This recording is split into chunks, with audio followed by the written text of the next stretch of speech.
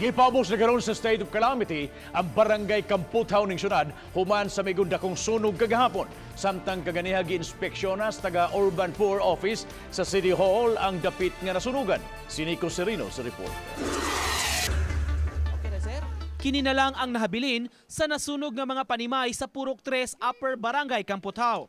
Nabisi ang pipila sa mga residente paghipo sa mga butang nga mamahimo pang mapatimbang ug mabaligya. Sige ng Rosemary na abtanamo nga manumano nga mikuha sa mga sinsiyo sa iyang piso-piso internet.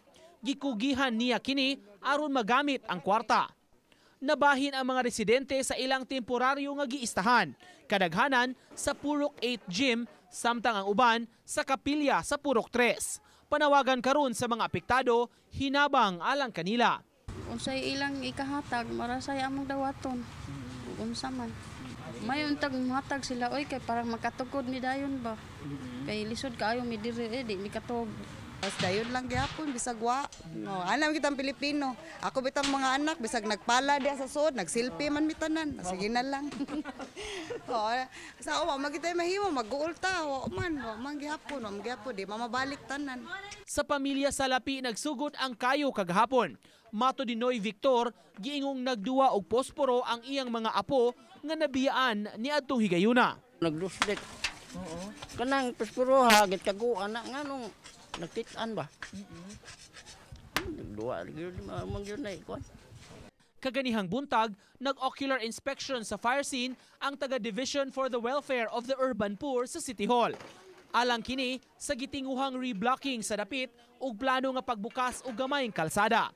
Target sa DWUP 4 meters nga gilapdon sa interior road.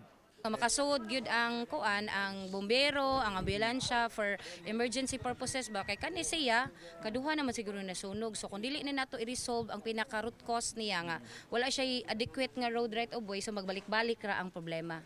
Nasuta sa DWUP nga ang University of the Philippines ang tag-iya sa maong yuta nga nasunugan. Ang kuan gyud na ang kami gyud sa DWUP and of course with Mayor Tammy and Sir Bimbo mao gyud na ang atong pinaka-usaman sa atong pinaka-trabaho. Is owned by UP. So hinuon suok man ni siya nga area diri but still we don't know.